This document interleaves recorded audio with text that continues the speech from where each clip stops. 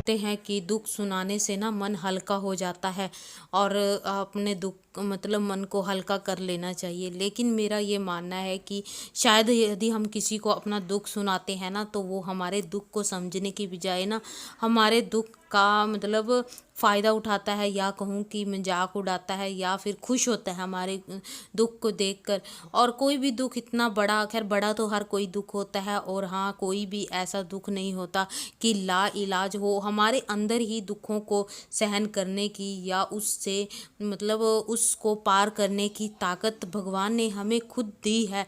हम इतना सहन कर सकते हैं कि अपने दुख को खुद ही उसको सुलझाने की कोशिश करें। इसलिए सुनाने की बजाय ना अपने दुख को खुद ही आप अपने कोशिश करें कि दुख को सहें और उसको फिर धीरे धीरे उभरे। हाँ, एक औरत की बात करूँ ना अगर, तो एक औरत के लिए तो कुछ भी मुश्किल नहीं होता। आप आस पड़ोस में सुनोगे सुनाओगे, और फिर वो औरत कल अगर आप अपने दुख को भूल भी जाते हो ना, लेकिन हाँ वो आपको नहीं भूलने देते जिसको आप अपना दुख सुना देते हैं। तो इसलिए अपने अपना मतलब टाइम वेस्ट मत करें, ना ही सुनाने में और ना ही सुनने में। इतना अच्छा टाइम है तो अपने कामों में ध्यान दें, अपने मतलब जो भी आपके शौक़ है उनको पूरा करने की कोशिश करें, अपने बच्चों की तरफ ध्यान दें। टाइम है, शायद ये टाइम कल नहीं आएगा और आज है हमारे पास टाइम, तो इसलिए इसको पूरा अच्छे से जिएं और इंजॉय करें। और दुखों का क्या है, ये तो आनी जानी चीज़ है। जब हमारे पास सुख नहीं रहते ना ज़्यादा टाइम तक, तो दुख भी नहीं रहते। और इसीलिए सुनाने की बजाय खुद ही अपना उनको निपटाएं। और चलिए आगे बढ़ते हैं। Good morning, Radhe Radhe. और चलिए इसी अच्छे से और एक दिल से बात निकल रही थी वही शेयर की है मैंने, और इसके साथ ही आगे बढ़ते हैं। तो बाहर का बातों बातों में काम हो गया है, लेकिन अंदर का ये देखिए दोनों राजकुमार सो रहे हैं।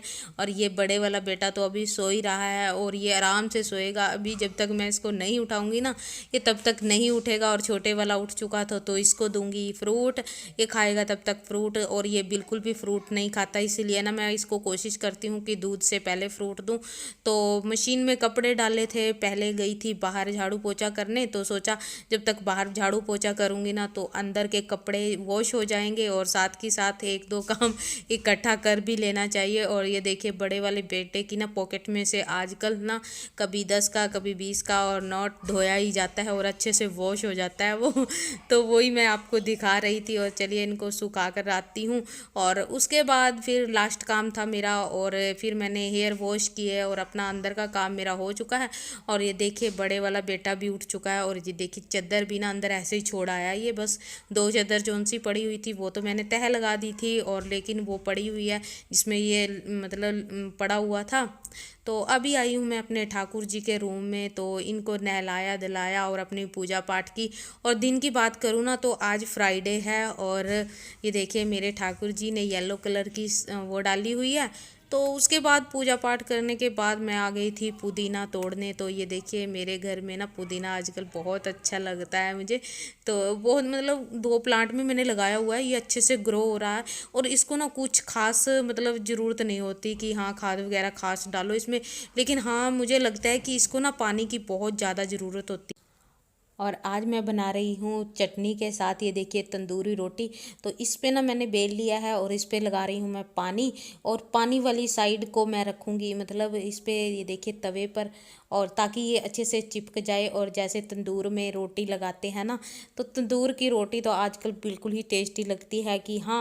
मैं अपनी बात करूँ ना, मुझे तंदूर की रोटी खानी आती है, लेकिन हाँ बनानी नहीं आती तंदूर में। तो इसलिए मैं कुछ इस तरह से बनाती हूँ, और मुझे इतना शौक़ है ना, क्योंकि मैंने बचपन में भी बहुत खाई है तंदूरी रोटी। और वैसे भी शायद हम हर कोई अगर कहीं बाहर जाते हैं ना, तो कहीं ढाबा पे या फिर कहीं, तो तंदूरी रोटी हम हर कोई खाता है और टेस्टी भी लगती होगी शायद सबको।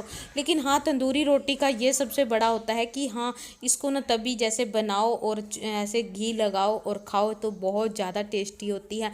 हाँ ऑनलाइन भी हम मंगवाते मतलब ऑनलाइन क्या, जैसे कि हम मंगवाते हैं ना ऑर्डर पे भी, अगर उनको मंगवा पकवाओ ना तो वो टेस्ट नहीं आता, क्योंकि वो बिल्कुल ही करड़ी सी हो जाती है, बिल्कुल टूटती भी नहीं।